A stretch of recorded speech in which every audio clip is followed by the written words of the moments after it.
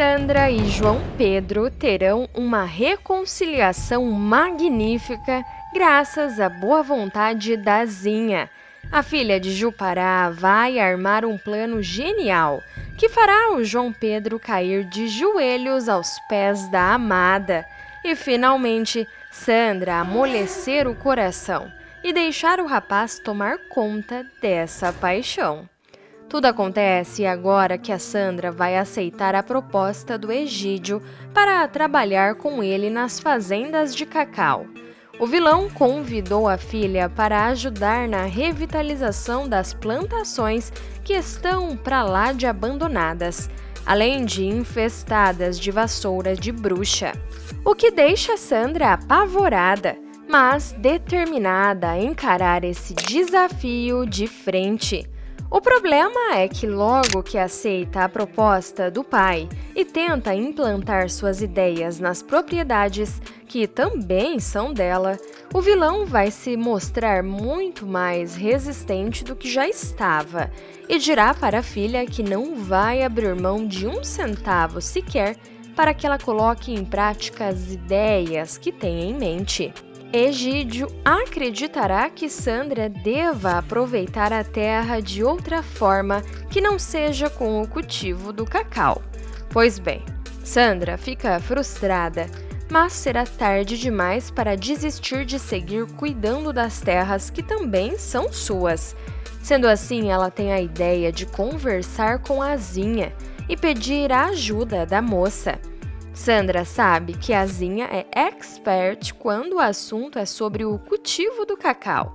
E esperançosa, ela conversa com a amiga. Sandra vai pedir a ajuda da Zinha para recapinar a terra e assim começar do zero. Porém, a experiente cacauicultora não vai aceitar a missão, alertando a Sandra de que ela precisa de ao menos uns 20 homens para dar conta do trabalho. Nesse momento, Sandra chega a desanimar outra vez, até que Zinha oferece um plano que salva as terras da jovem. Zinha avisará a Sandra que os sem terra que estão trabalhando na colheita da fazenda do João Pedro estão prestes a terminar o serviço e que ela poderia levá-los para suas terras. E o pagamento poderia ser feito na forma de meiar os lucros dessa produção. Metade ficaria com ela e a outra metade com os trabalhadores. Sandra gosta da ideia na mesma hora, só que ela nem imagina que será esse o plano que trará o João Pedro de volta para sua vida.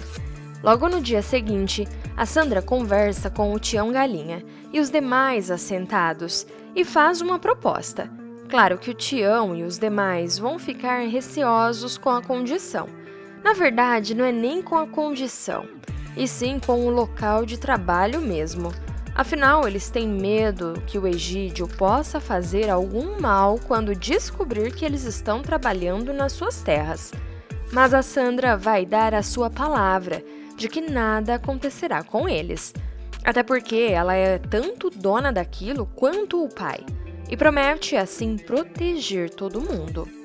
Depois de muita conversa, Sandra e os trabalhadores chegam num acordo e já na mesma semana um caminhão de sementes e ferramentas é despejado nas propriedades da moça.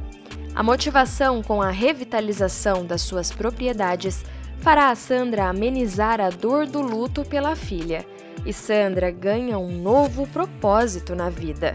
Como se estivesse corrigindo o erro dos seus ancestrais e pagando as contas com os Inocêncio. Afinal, assim que João Pedro fica sabendo do movimento que a Sandra está fazendo, ele se alia à moça e propõe ajudá-la como pode. Montada num cavalo, Sandra comandará os trabalhos, e a essa altura, João, Tião e Pitoco estarão compondo a equipe da Sandra. Pitoco, reconhecendo a moça como uma verdadeira capitã, pergunta por onde é que começarão os trabalhos, e a Sandra traça um plano. Vamos fazer um mutirão saindo daqui e vamos manejar essas roças até o último pé de cacau.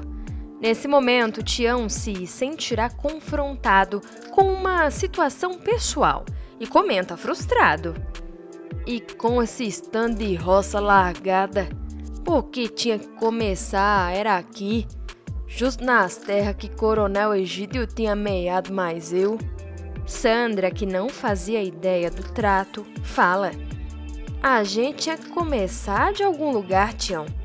E achei que não teria lugar melhor do que esse.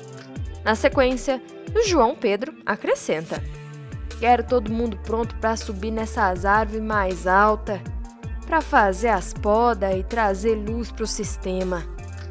As ordens serão intercaladas, ora pelo João, ora pela Sandra. O rapaz olha para a moça com um olhar de admiração.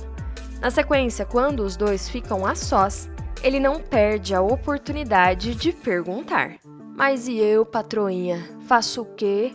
Será que não vou conseguir mais nenhuma brechinha? Ao ser paquerada, Sandra corta as asinhas do rapaz. Faça o seu trabalho primeiro. Nós discutimos os termos do nosso negócio depois. Após dizer isso, Sandra sai galopando com um sorrisinho no canto do rosto. Mas nem todos serão flores. Enquanto o João Pedro e Sandra se reconciliam, o Egídio, ao descobrir que os trabalhadores do João Pedro estão plantando nas suas terras, perde as estribeiras, principalmente por um deles ser o Tião Galinha.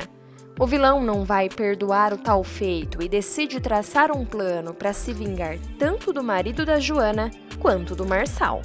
Acontece que o Egídio estará recuperado dos tiros que levou, mas continuará o mesmo traste por dentro e com muita sede de vingança pelo Marçal, pois no fundo ele tem o funcionário como seu principal suspeito pelo que foi feito com ele.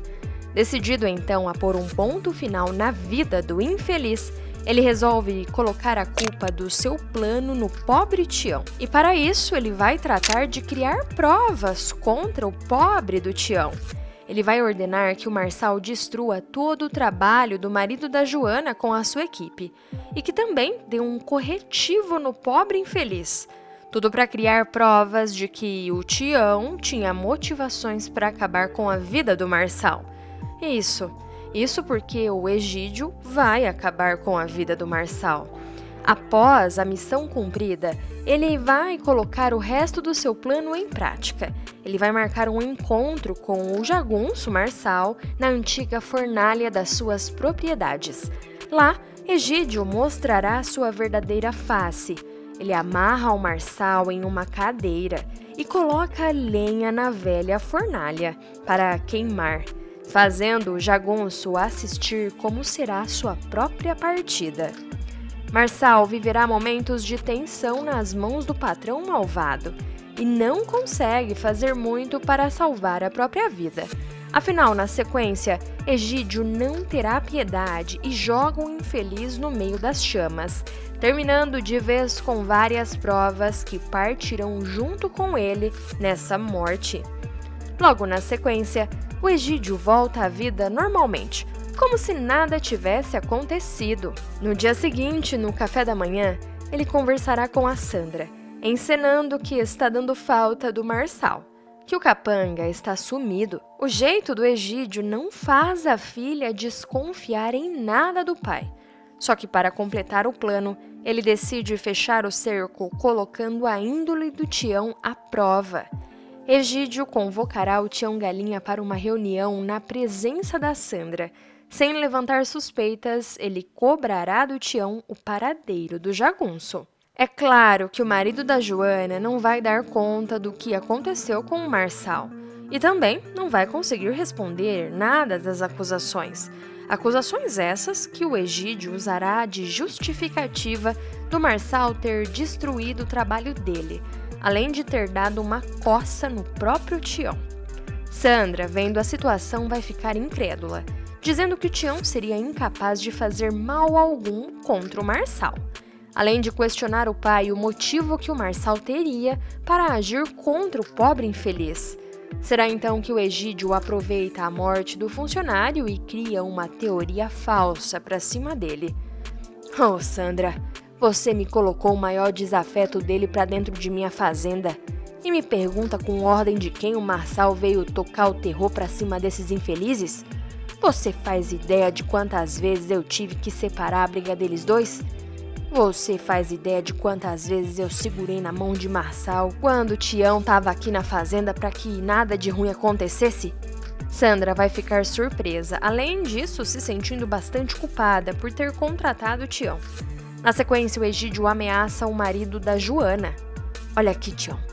Você, rapaz, é bom que Marçal esteja bem e em segurança. Ou então se prepare para explicar esse sumiço dele para a justiça. Se você gostou desse vídeo, com certeza o próximo que está aparecendo na sua tela vai te surpreender também. Não se esqueça de se inscrever no canal, clicar no gostei e ativar o sininho das notificações para não perder nenhum dos nossos próximos vídeos. Um grande beijo e até mais!